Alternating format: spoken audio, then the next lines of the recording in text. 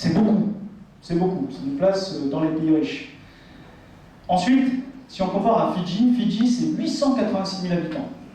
Eh bien, Fidji a une économie qui est presque la moitié de la nôtre, 450 milliards. Et ils ont 500 000 francs de PIB par habitant.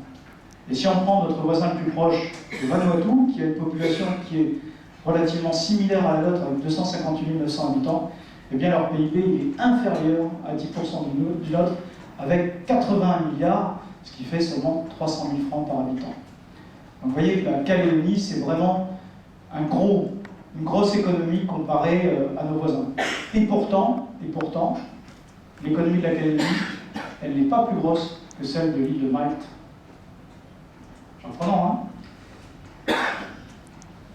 Voilà une comparaison du produit intérieur brut par habitant, donc sur un ensemble de pays.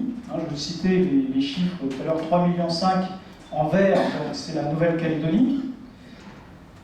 Nos voisins néo-zélandais et australiens sont beaucoup plus riches que nous, surtout l'Australie qui a bien profité de la hausse des matières premières. Mais très rapidement, quand on compare les autres pays du Pacifique, vous voyez que ça dégringole, et même les dom-toms, la Martinique, la Guadeloupe, la Guyane, sont derrière nous. Et quand on regarde les pays du fer de lance, donc Fidji et Vanuatu, vous voyez qu'ils sont vraiment dans le bas du classement. Alors on aurait pu mettre en rouge également la Papouasie-Nouvelle-Guinée, mais pour la Papouasie-Nouvelle-Guinée, c'est plus de 7 millions d'habitants, dont une très grande majorité vit encore de façon traditionnelle, donc ça n'a plus aucun sens. Donc, par rapport au pays du fer de lance, aucune comparaison. Nous sommes au-dessus de nos voisins. On est d'ailleurs au-dessus de la Polynésie. Où est-ce que la Polynésie? Elle est là. Ils ont 2 millions CFP par habitant. Je vous rappelle pourtant qu'il y a une quinzaine d'années ou une vingtaine d'années, le produit intérieur brut de la Polynésie par habitant, c'était 20% supérieur à celui de la Nouvelle-Calédonie.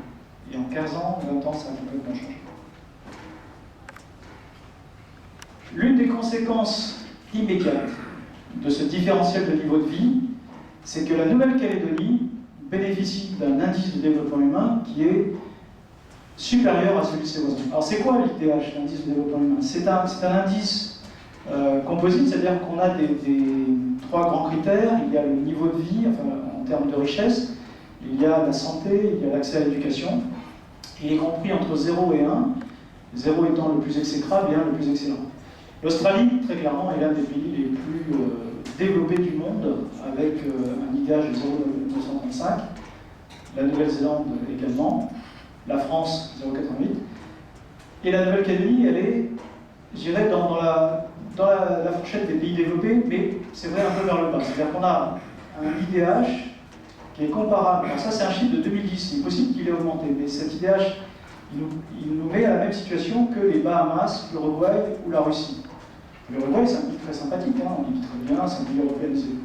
Et quand on regarde nos voisins, comme Fidji, eh bien Fidji, déjà, ça descend.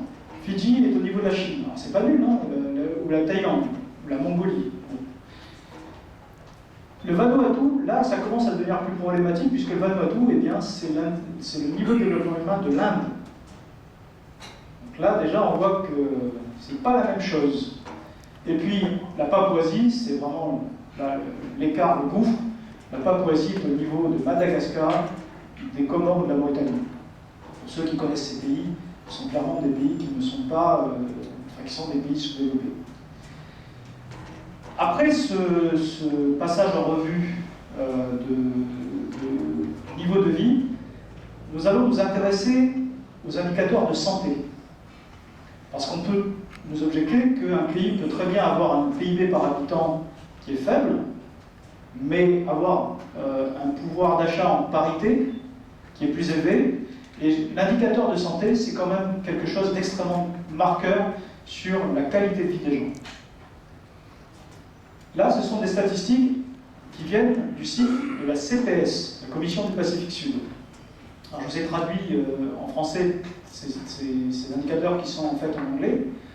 Prenons déjà la mortalité infantile, la mortalité avant 5 ans. Il y a plusieurs indicateurs, mais celui qui va nous... La mortalité avant 5 ans, c'est celui qui est un peu classique. Le nombre d'enfants qui décèdent avant l'âge de 5 ans. Eh bien, la Nouvelle-Calédonie, elle a une mortalité qui est un petit peu plus élevée que dans le pays européen. Je crois qu'on est à 5 pour 1000. Hein, on est pour 1000 là. Mais quand vous regardez les Salomon de Vanuatu, eh bien, on passe déjà